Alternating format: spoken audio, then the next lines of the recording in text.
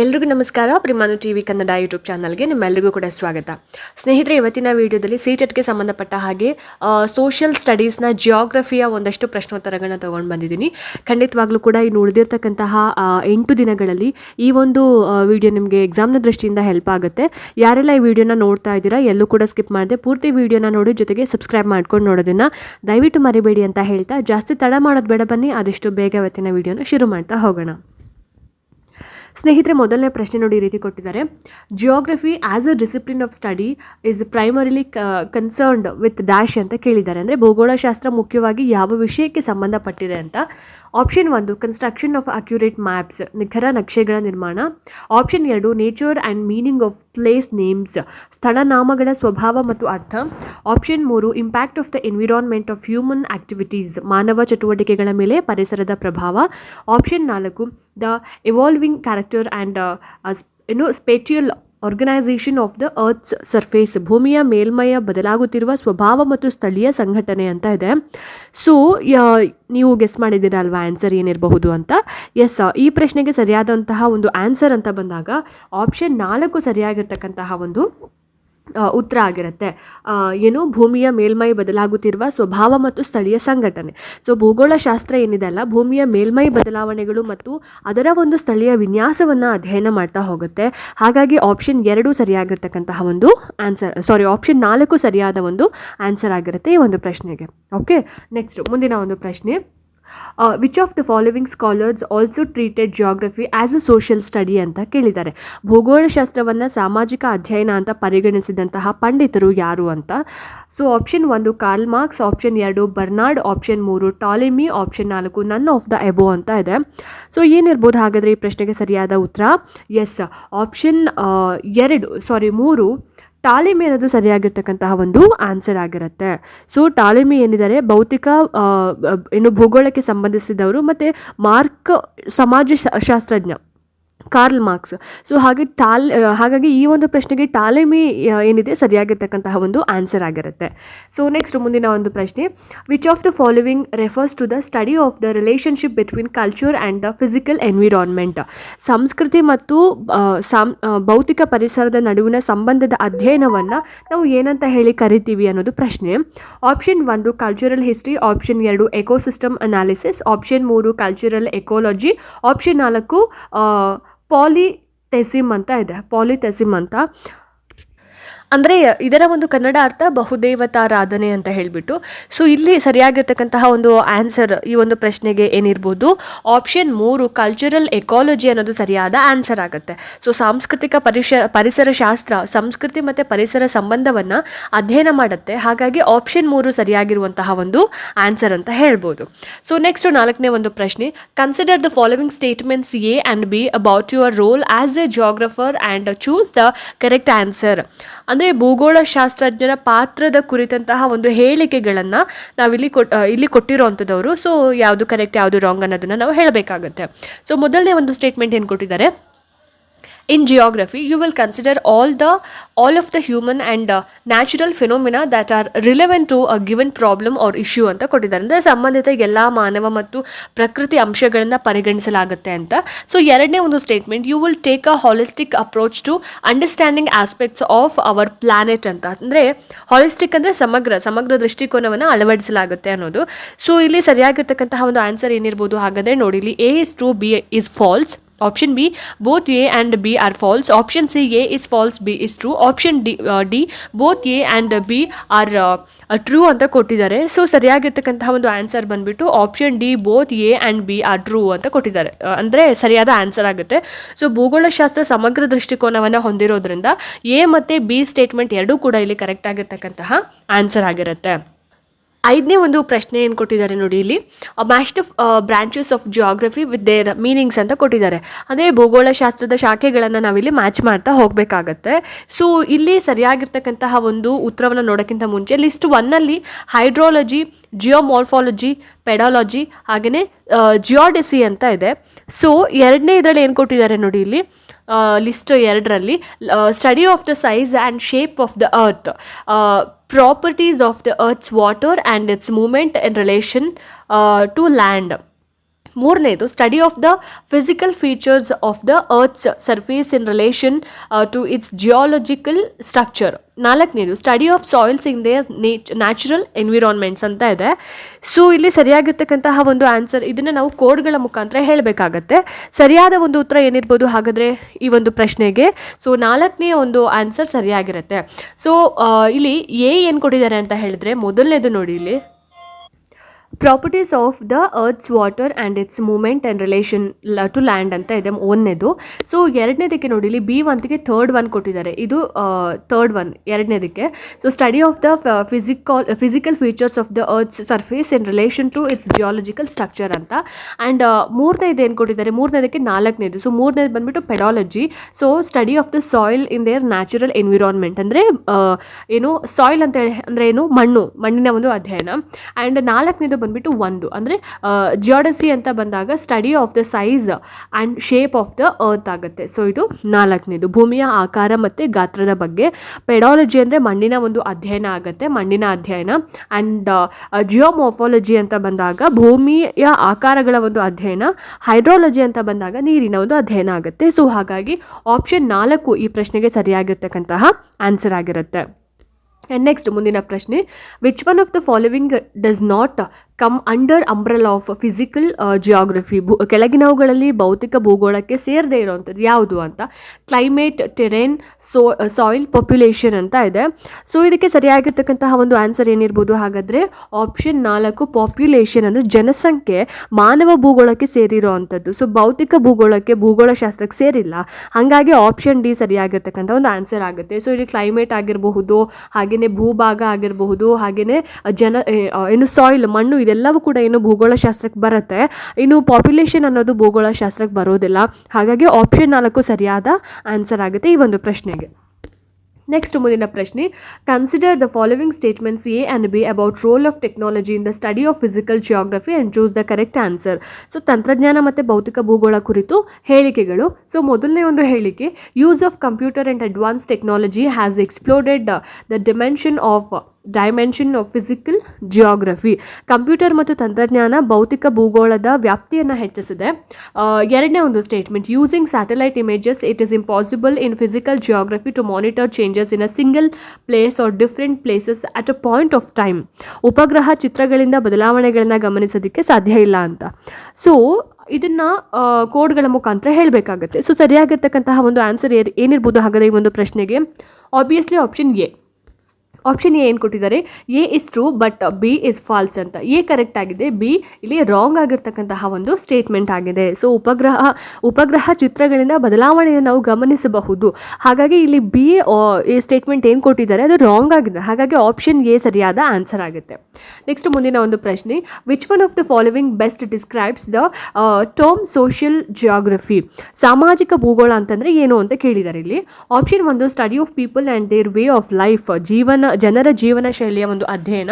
Option 2 the characteristics of people in a particular location, ಅಂದರೆ ನಿರ್ದಿಷ್ಟ ಸ್ಥಳದ ಜನರ ಒಂದು ಲಕ್ಷಣ. Option C a branch of human geography dealing with the relation of social phenomena and its special components, ಸಾಮಾಜಿಕ ಘಟನಾವಳಿಗಳ ಮತ್ತು ಸ್ಥಳೀಯ ಅಂಶಗಳ ಅಧ್ಯಯನ. ನಾಲ್ಕನೆಯ ಒಂದು ಆಯ್ಕೆ, a branch of human geography which studies the cultural products and norms with their variations, ಸಾಂಸ್ಕೃತಿಕ ಉತ್ಪನ್ನಗಳ ಒಂದು ಅಧ್ಯಯನ ಅಂತ. ಸೊ ಏನಿರ್ಬೋದು ಹಾಗಾದರೆ ಈ ಒಂದು ಪ್ರಶ್ನೆಗೆ ಸರಿಯಾದ ಆನ್ಸರ್? ಆಪ್ಷನ್ ಎ ನೋಡಿ ಇಲ್ಲಿ, ಆಪ್ಷನ್ ಸಿ ಅಂದರೆ ಸಾಮಾಜಿಕ ಘಟನಾವಳಿಗಳ ಮತ್ತು ಸ್ಥಳೀಯ ಅಂಶಗಳ ಒಂದು ಅಧ್ಯಯನ ಅನ್ನೋದು ಸರಿಯಾಗಿರ್ತಕ್ಕಂತಹ ಆನ್ಸರ್ ಆಗುತ್ತೆ. ನೆಕ್ಸ್ಟ್ ಮುಂದಿನ ಒಂದು ಪ್ರಶ್ನೆ, the branch of geography dealing with the composition of a particular human population is dash ಅಂತ. ಮಾನವ ಜನಸಂಖ್ಯೆಯ ಸಂಯೋಜನೆಯ ಅಧ್ಯಯನ ಮಾಡುವಂತಹ ಒಂದು ಶಾಖೆ ಯಾವುದು ಅಂತ. ಸೊ ಡೆಮೋಗ್ರಫಿ ಅಂದರೆ ಜನಸಂಖ್ಯಾಶಾಸ್ತ್ರ, ಬಯೋಜಿಯೋಗ್ರಫಿ ಭೂಗೋಳಶಾಸ್ತ್ರ, ಅರ್ಬನ್ ಜಿಯೋಗ್ರಫಿ ನಗರ ಭೂಗೋಳ, ಹ್ಯೂಮನ್ ಜಿಯೋಗ್ರಫಿ ಮಾನವ ಭೂಗೋಳ ಅಂತ. ಸೊ ಏನಿರ್ಬೋದು ಹಾಗಾದರೆ ಈ ಪ್ರಶ್ನೆಗೆ ಸರಿಯಾದ answer? Yes, option A demography ಅನ್ನೋದು ಸರಿಯಾದ ಆನ್ಸರ್ ಆಗುತ್ತೆ, ಜನಸಂಖ್ಯಾಶಾಸ್ತ್ರ ಅನ್ನೋದು. ನೆಕ್ಸ್ಟ್ ಮುಂದಿನ ಒಂದು ಪ್ರಶ್ನೆ, consider the following statement A and B about human geography and choose the correct answer. So ಮಾನವ ಭೂಗೋಳಶಾಸ್ತ್ರದ ಕುರಿತ ಹಾಗೆ ಒಂದು ಹೇಳಿಕೆಗಳನ್ನ ಕೊಟ್ಟಿದ್ದಾರೆ, ಅದನ್ನು ನಾವೀಗ ನೋಡೋಣ. ಮೊದಲನೇ ಹೇಳಿಕೆ ಬಂದ್ಬಿಟ್ಟು ನೋಡಿ ಇಲ್ಲಿ, human geography combines economic and cultural geography to explore the relationship between human and their natural environment. ಅಂದರೆ ಆರ್ಥಿಕ ಮತ್ತು ಸಾಂಸ್ಕೃತಿಕ ಭೂಗೋಳವನ್ನು ಸಂಯೋಜಿಸುತ್ತೆ. ಸೊ ಎರಡನೇ ಒಂದು statement, language, religion, art and music are not studied under human geography. ಭಾಷೆ, ಧರ್ಮ, ಕಲೆ ಇದು ಅಧ್ಯಯನ ಆಗೋದಿಲ್ಲ ಅಂತ ಹೇಳಿದ್ದಾರೆ. ಸೊ ಇದರಲ್ಲಿ ಯಾವುದು ಕರೆಕ್ಟ್ ಆಗಿದೆ ಅನ್ನೋದನ್ನು ನಾವಿಲ್ಲಿ ಈ ಕೋಡ್ಸ್ಗಳ ಮುಖಾಂತರ ಹೇಳಬೇಕಾಗತ್ತೆ. ಸೊ ಸರಿಯಾಗಿರ್ತಕ್ಕಂತಹ ಒಂದು ಆನ್ಸರ್ ಈ ಒಂದು ಪ್ರಶ್ನೆಗೆ option A is true but B is false ಅಂತ. ಎ ಕರೆಕ್ಟ್ ಆಗಿದೆ, ಬಟ್ ಬಿ ಏನಿದೆ ಅಲ್ಲ, ಭಾಷೆ, ಧರ್ಮ, ಕಲೆ ಇದು ಇದರ ಒಂದು ಅಧ್ಯಯನ ಆಗೋದಿಲ್ಲ ಅನ್ನೋದನ್ನು ನಾವಿಲ್ಲಿ ರಾಂಗ್ ಸ್ಟೇಟ್ಮೆಂಟ್ ಅಂತ ಕನ್ಸಿಡರ್ ಮಾಡಬೇಕಾಗುತ್ತೆ. ಸೊ ಹಾಗಾಗಿ ಆಪ್ಷನ್ ಎ ಸರಿಯಾದ ಉತ್ತರ ಆಗುತ್ತೆ. ನೆಕ್ಸ್ಟ್ ಮುಂದಿನ ಪ್ರಶ್ನೆ, which branch of geography is concerned with the production and distribution of commodities ಅಂತ ಇದೆ. ಅಂದರೆ ವಸ್ತುಗಳ ಉತ್ಪಾದನೆ ಮತ್ತು ವಿತರಣೆಯ ಒಂದು ಅಧ್ಯಯನ. ಸೊ ಆಪ್ಷನ್ಸ್ ನೋಡಿರಿ, developmental geography, economic geography, bio geography and transportation geography ಅಂತ ಇದೆ. ಏನಿರ್ಬೋದು ಹಾಗಾದರೆ ಪ್ರಶ್ನೆಗೆ ಸರಿಯಾದ ಒಂದು ಆನ್ಸರ್ ಅಂತ ಬಂದಾಗ ನಾವು ಆಪ್ಷನ್ ಬಿ ಎಕನಾಮಿಕ್ ಜಿಯೋಗ್ರಫಿ, ಆರ್ಥಿಕ ಭೂಗೋಳ ಅಂತ ಹೇಳಿ ಆನ್ಸರ್ನ ಹೇಳಬೇಕಾಗುತ್ತೆ. ಸೊ ಕರೆಕ್ಟ್ ಆನ್ಸರ್ ಬಂದುಬಿಟ್ಟು ಆಪ್ಷನ್ ಬಿ ಆರ್ಥಿಕ ಭೂಗೋಳ ಅಥವಾ ಎಕನಾಮಿಕ್ ಜಿಯೋಗ್ರಫಿ. ನೆಕ್ಸ್ಟು ಮುಂದಿನ ಒಂದು ಪ್ರಶ್ನೆ, a number of industries locate close to each other and share the benefits of their closeness. We may study all the factors responsible for this under dash ಅಂತ ಇದೆ. ಅಂದರೆ ಕೈಗಾರಿಕೆಗಳು ಒಟ್ಟಾಗಿ ನೆಲೆಸುವ ಅಧ್ಯಯನ. ಸೊ ಇದಕ್ಕೆ ಆಪ್ಷನ್ಸ್ ನೋಡಿ, physical geography, environmental geography, economic geography, human geography ಅಂತ ಇದೆ. ಸರಿಯಾದಂತಹ ಒಂದು ಉತ್ತರ ಈ ಒಂದು ಪ್ರಶ್ನೆಗೆ ಆಪ್ಷನ್ ಸಿ ಆರ್ಥಿಕ ಭೂಗೋಳ ಅಥವಾ ಎಕನಾಮಿಕ್ ಜಿಯೋಗ್ರಫಿ ಅನ್ನೋದು ಸರಿಯಾಗಿರುವಂತಹ ಆನ್ಸರ್ ಆಗುತ್ತೆ. ನೆಕ್ಸ್ಟ್ ಮುಂದಿನ ಒಂದು ಪ್ರಶ್ನೆ, which of the following is not an example of spatial data ಅಂತ ಕೇಳಿದ್ದಾರೆ. ಸೊ ಇದಕ್ಕೆ ಆಪ್ಷನ್ಸ್ ನೋಡಿ, times of particular events. So ಇದರ ಒಂದು ಕನ್ನಡ ಅರ್ಥ ಏನಪ್ಪ ಅಂದರೆ ಸ್ಥಳೀಯ ದತ್ತಾಂಶ ಅಲ್ಲದೆ ಇರೋವಂಥದ್ದು ಯಾವುದು ಅಂತ. So option A times of particular events, option B lines showing the route of linear objects, option C points showing the location of discrete objects, option 4 polygons showing the area occupied by a particular land use ಅಂತ ಇದೆ.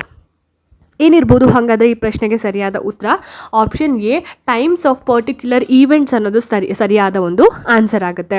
Next 14ನೇ ಒಂದು ಪ್ರಶ್ನೆ, in which of the following a key application of GPS is not possible. GPS ಬಳಕೆ ಸಾಧ್ಯ ಇಲ್ಲದೆ ಇರ್ತಕ್ಕಂತಹ ಒಂದು ಕ್ಷೇತ್ರ ಯಾವುದು? Option 1 astronomy, option 2 physics, option 3 chemistry, option 4 transportation ಅಂತ ಇದೆ. ಸೊ ನಾವು ಎಲ್ಲಿ GPS ಬಳಸೋದಕ್ಕೆ ಆಗದೆ ಇರತಕ್ಕಂತಹ ಒಂದು ಕ್ಷೇತ್ರ ಅಂತ ಬಂದಾಗ ಆಪ್ಷನ್ ಸಿ ಕೆಮಿಸ್ಟ್ರಿ ಅಥವಾ ಕನ್ನಡದಲ್ಲಿ ರಸಾಯನಶಾಸ್ತ್ರ ಅಂತ ಹೇಳ್ತೀವಿ. ಸೊ ಆಪ್ಷನ್ 3 ಸರಿಯಾಗಿರ್ತಕ್ಕಂತಹ ಒಂದು ಆನ್ಸರ್ ಆಗುತ್ತೆ ಈ ಒಂದು ಪ್ರಶ್ನೆಗೆ. ನೆಕ್ಸ್ಟ್ ಮುಂದಿನ ಒಂದು ಪ್ರಶ್ನೆ, in which of the following fields application of geography is not possible. ಭೂಗೋಳದ ಅಧ್ಯಯನ ಸಾಧ್ಯ ಇಲ್ಲದೆ ಇರತಕ್ಕಂತಹ ಒಂದು ಕ್ಷೇತ್ರ ಯಾವುದು?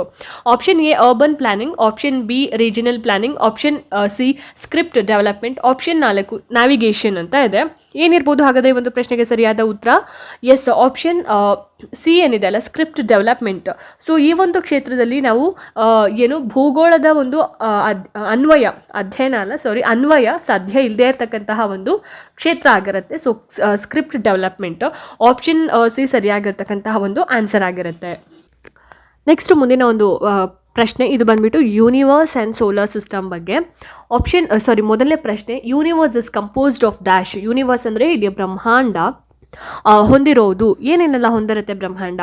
Millions of galaxies, group of stars, group of constellations, clouds of dust and gases ಅಂತ ಇದೆ. ಸೊ ಬ್ರಹ್ಮಾಂಡ ಹೊಂದಿರೋದು ಗೆಸ್ ಮಾಡಿದ್ರೆ ಅಲ್ವಾ ಆನ್ಸರ್ ಏನಂತ? Yes option 1 millions of galaxies, ಲಕ್ಷಾಂತರ ಆಕಾಶಕಾಯಗಳು ಅಥವಾ ಆಕಾಶ ಗಂಗೆಗಳು ಅಂತ ಹೇಳ್ತೀವಿ. ಆಪ್ಷನ್ 1 ಈ ಪ್ರಶ್ನೆಗೆ ಸರಿಯಾಗಿರ್ತಕ್ಕಂತಹ ಆನ್ಸರ್ ಆಗಿರುತ್ತೆ. ನೆಕ್ಸ್ಟ್ ಮುಂದಿನ ಪ್ರಶ್ನೆ, which one of the following is the head of your solar family ಅಂತ ಕೇಳಿದ್ದಾರೆ. ಅಂದರೆ ಸೌರ ಕುಟುಂಬದ ಮುಖ್ಯಸ್ಥರು ಯಾರು ಅನ್ನೋ ಥರ. Option 1 the moon, the earth, the sun, the Jupiter ಅಂತ ಇದೆ, ಜುಪಿಟರ್ ಅಂತ. ಅಂದರೆ ಈ ಪ್ರಶ್ನೆಗೆ ಸರಿಯಾದ ಒಂದು ಆನ್ಸರ್ ಇನ್ನು ತುಂಬ ಈಸಿ ಕ್ವೆಶ್ಚನ್. ಆಮೇಲೆ ಕಮೆಂಟಲ್ಲಿ ಬಂದು ಕೇಳ್ತೀರಿ, ಇಷ್ಟು ಈಸಿ ಕ್ವೆಶನ್ಸ್ ಕೊಡ್ತಾರಾ, ಇಷ್ಟೊಂದು ಈಸಿ ಕ್ವೆಶನ್ಸ್ ಈ ಟೆಟಲ್ಲಿ ಕೊಡಲ್ಲ ಅಂತ. ಸೊ ಲಾಸ್ಟ್ ಟೈಮ್ ಟೆಂತ್ ಎಕ್ಸಾಮಲ್ಲೂ ಕೂಡ ನಾವು ಎಕ್ಸ್ಪೆಕ್ಟ್ ಮಾಡಿರಲಿಲ್ಲ ಅಲ್ವಾ ಅಷ್ಟು ಈಸಿ ಕ್ವೆಶನ್ಸ್ ಕೊಡ್ತಾರೆ ಅಂತ. ಸೊ ಹಾಗಾಗಿ ನಾವು ಯಾವುದನ್ನು ಕೂಡ ಎಕ್ಸ್ಪೆಕ್ಟ್ ಮಾಡಿ ಹೋಗಿ ಏನೋ ಎಕ್ಸಾಮ್ ಅಟೆಂಡ್ ಮಾಡೋಕ್ಕಾಗಲ್ಲ. ಆಗಲ್ಲ. ಸೊ ಯಾವುದೇ ಒಂದು ಕ್ವೆಶನ್ ಆದರೂ ಕೂಡ, ಈಸಿ ಆದರೂ ಕೂಡ, ಟಫ್ ಆದರೂ ಕೂಡ ಅದನ್ನು ನಾವು ಪಾಸಿಟಿವ್ ಆಗಿ ತೊಗೊಂಡು ಅದಕ್ಕೆ ನಮ್ಗೆ ಆನ್ಸರ್ ಮಾಡೋದಕ್ಕೆ ಎಬಿಲಿಟಿ ಇದೀವ ನಾವು ಅಂತ ಅಂದ್ಬಿಟ್ಟು ನಾವು ಯೋಚನೆ ಮಾಡಿ ಆನ್ಸರ್ನ ಬರೀಬೇಕಾಗುತ್ತೆ. ಸೊ ಹಾಗಾಗಿ ಇಲ್ಲಿ ಈಸಿ ಕ್ವೆಶನ್ ಮತ್ತು ಡಿಫಿಕಲ್ಟ್ ಕ್ವೆಶನ್ ಅಂತ ಪಾರ್ಶಿಯಾಲಿಟಿ ಮಾಡೋದು ಬೇಡ. ಸೊ ತುಂಬ ಜನ ಟಫ್ ಕೊಡ್ತಾರೆ ಅಂತ ತುಂಬ ಅಡ್ವಾನ್ಸ್ಡ್ ಕ್ವೆಶನ್ನ ಓದ್ಕೊಂಡು ಹೋಗಿರೋರು ಈ ಸಲ ಟೆಟ್ಟಲ್ಲಿ ಕಡಿಮೆ ಸ್ಕೋರ್ ಮಾಡಿರೋದು ಅಥವಾ ಎಲಿಜಿಬಿಲಿಟಿನೇ ಆಗದೆ ಇರೋವಂಥದ್ದು ಕೂಡ ಇದೆ ಅಲ್ವಾ. ಸೊ ಹಾಗಾಗಿ ಕ್ವೆಶನ್ಸ್ನ ನೀವು ಈಸಿ ಡಿಫಿಕಲ್ಟ್ ಅಂತ ನೋಡಬೇಡಿ. ಓಕೆ, ನೆಕ್ಸ್ಟ್ ಈ ಒಂದು ಪ್ರಶ್ನೆಗೆ ಆನ್ಸರ್ ಬಂದುಬಿಟ್ಟು ಆಪ್ಷನ್ ಸಿ, ದ ಸನ್ ಅನ್ನೋದು ಸರಿಯಾಗಿರ್ತಕ್ಕಂತಹ ಆನ್ಸರ್ ಆಗುತ್ತೆ. ನೆಕ್ಸ್ಟ್ ಮುಂದಿನ ಒಂದು ಕ್ವೆಶನ್, ಇದು ಸ್ಟೇಟ್ಮೆಂಟ್ ಆಗಿರುತ್ತೆ. Consider the following statements A and B and choose the correct answer. So the ಮೊದಲನೇ ಒಂದು statement, the celestial bodies which have their own light and heat are called planets ಅಂತ ಇದೆ. So ಎರಡನೇ ಒಂದು ಅಂದರೆ ಸ್ವಂತ ಬೆಳಕು ಹೊಂದಿರುವವು ಗ್ರಹಗಳು ಅಂತ ಹೇಳ್ತಾರೆ ಅಂತ. ಎರಡನೇದು, a group of stars which follow a certain pattern are called constellation ಅಂತ ಇದೆ. ಸೊ ನಕ್ಷತ್ರಗಳ ಗುಂಪುಗಳು ನಕ್ಷತ್ರ ಮಂಡಲ ಅಂತ. ಸರಿಯಾಗಿರ್ತಕ್ಕಂತಹ ಒಂದು ಸ್ಟೇಟ್ಮೆಂಟ್ ಯಾವುದು ಅನ್ನೋದನ್ನು ಹೇಳಬೇಕಾಗತ್ತೆ. ಆಪ್ಷನ್ ಎ ನೋಡಿ ಇಲ್ಲಿ, A is true, B is false. Option B, both A and B are false. Option C, A is false, B is true. Option D, both A and B are true ಅಂತ ಇದೆ. So ಇಲ್ಲಿ ಸರಿಯಾಗಿರ್ತಕ್ಕಂತಹ ಒಂದು answer ಅಂತ ಬಂದಾಗ option 3 ಏನಿದೆ ಅಲ್ಲ, both A ಏನು A is false, B is true ಅನ್ನೋದು ಸರಿಯಾದ ಆನ್ಸರ್ ಆಗಿದೆ. ಎ ಫಾಲ್ಸ್, ಎ ಇಲ್ಲಿ ರಾಂಗ್ ಆಗಿದೆ, and B is true, B statement correct ಆಗಿದೆ. ಹಾಗಾಗಿ ಆಪ್ಷನ್ 3 ಸರಿಯಾದ ಉತ್ತರ ಆಗುತ್ತೆ. And next, the time period of one revolution of the sun around the centre of the galaxy is called dash ಅಂತ ಇದೆ. ಅಂದರೆ ಇದರ ಒಂದು ಕನ್ನಡ ಅರ್ಥ ಸೂರ್ಯನ ಒಂದು ಪರಿಭ್ರಮಣ ಅವಧಿ ಎಷ್ಟು ಅಂತ. ಸೊ ಆಪ್ಷನ್ 1 ನೋಡಿಲಿ, sidereal year, astronomical year, cosmic year, light year ಅಂತ ಇದೆ. ಏನಿರ್ಬೋದು ಹಾಗಾದರೆ ಈ ಪ್ರಶ್ನೆಗೆ ಸರಿಯಾಗಿರ್ತಕ್ಕಂಥ ಒಂದು answer? Yes, option C, cosmic year ಅನ್ನೋದು ಸರಿಯಾದ ಒಂದು ಆನ್ಸರ್ ಆಗುತ್ತೆ. ನೆಕ್ಸ್ಟ್ ಮುಂದಿನ ಒಂದು ಪ್ರಶ್ನೆ, ಇದು ಕೂಡ ಒಂದು ಸ್ಟೇಟ್ಮೆಂಟ್ ಆಗಿರುತ್ತೆ. ಸೊ ಮೊದಲನೇ ಒಂದು ಸ್ಟೇಟ್ಮೆಂಟ್ ಏನು ಕೊಟ್ಟಿದ್ದಾರೆ, Neptune is the first planet found by mathematical prediction ಅಂತ ಇದೆ, ಆಯಿತಾ. ಎರಡನೇ ಒಂದು ಸ್ಟೇಟ್ಮೆಂಟ್ ನೋಡಿ ಇಲ್ಲಿ, Mars has longest revolution period in our solar system. So ಮೂರನೇದು, Mercury is the only planet in our solar system that rotates east to west. ನಾಲ್ಕನೇದು, Jupiter has fastest rotation period in our solar system ಅಂತ ಇದೆ. ಎಷ್ಟನೇ ಪ್ರಶ್ನೆ ಇದು? 5ನೇ ಪ್ರಶ್ನೆ. So ಈ ಪ್ರಶ್ನೆಗೆ ಸರಿಯಾದ ಒಂದು ಆನ್ಸರ್ ಏನಿರ್ಬೋದು ಹಾಗಾದರೆ? Yes, option 1 A and D. A correct ಆಗಿದೆ. Neptune is the first planet found by mathematical prediction. And ಎರಡನೇದು D, Jupiter has fastest rotation period in our solar system ಅಂತ. ಸೊ ಇನ್ನು ಉಳಿದಿರ್ತಕ್ಕಂತಹ ಎಲ್ಲ ಸ್ಟೇಟ್ಮೆಂಟ್ಸ್ಗಳು ಕೂಡ ರಾಂಗ್ ಆಗಿದೆ. ಎ ಆ್ಯಂಡ್ ಡಿ ಮಾತ್ರ ಕರೆಕ್ಟ್ ಆಗಿರುವಂಥದ್ದು. ಹಾಗಾಗಿ ಆಪ್ಷನ್ ಎ ಸರಿಯಾಗಿರ್ತಕ್ಕಂತಹ ಒಂದು ಆನ್ಸರ್ ಆಗಿರುತ್ತೆ. ಸೊ ನೋಡಿದ್ರಲ್ಲ ಸ್ನೇಹಿತರೆ, ಇದಾಗಿತ್ತು ಇವತ್ತಿನ ಜಿಯೋಗ್ರಫಿಗೆ ಸಂಬಂಧಪಟ್ಟ ಹಾಗೆ ಒಂದಷ್ಟು ಪ್ರಶ್ನೋತ್ತರಗಳು. ಹೋಪ್ ಈ ವಿಡಿಯೋ ನಿಮಗೆ ಇಷ್ಟ ಆಗಿದೆ, ಅನುಕೂಲ ಆಗಿದೆ ಅಂತ ಭಾವಿಸ್ತೀನಿ. ಇಷ್ಟ ಆಯಿತು ಅಂತಂದರೆ ದಯವಿಟ್ಟು ಲೈಕ್ ಮಾಡಿ, ಶೇರ್ ಮಾಡಿ, ಹಾಗೆ ನಿಮ್ಮ ಅನಿಸಿಕೆ ಅಭಿಪ್ರಾಯಗಳು ಏನೇ ಇದ್ರೂ ಕೂಡ ನನಗೆ ಕಾಮೆಂಟ್ ಸೆಕ್ಷನಲ್ಲಿ ತಿಳಿಸಿ ಅಂತ ಹೇಳ್ತಾ, ಇದೇ ರೀತಿ ಹೆಚ್ಚಿನ ವೀಡಿಯೋಸ್ಗಳಿಗೋಸ್ಕರ ನಿರಂತರವಾಗಿ ನನ್ನ ಚಾನಲನ್ನು ನೋಡ್ತಾ ಇರಿ. ಮುಂದಿನ ವೀಡಿಯೋಸ್ಗಳಲ್ಲಿ ನಾನು ನಿಮಗೆ ಸಿಗ್ತೀನಿ. ಅಲ್ಲಿ ತನಕ ಎಲ್ರಿಗೂ ನಮಸ್ಕಾರ.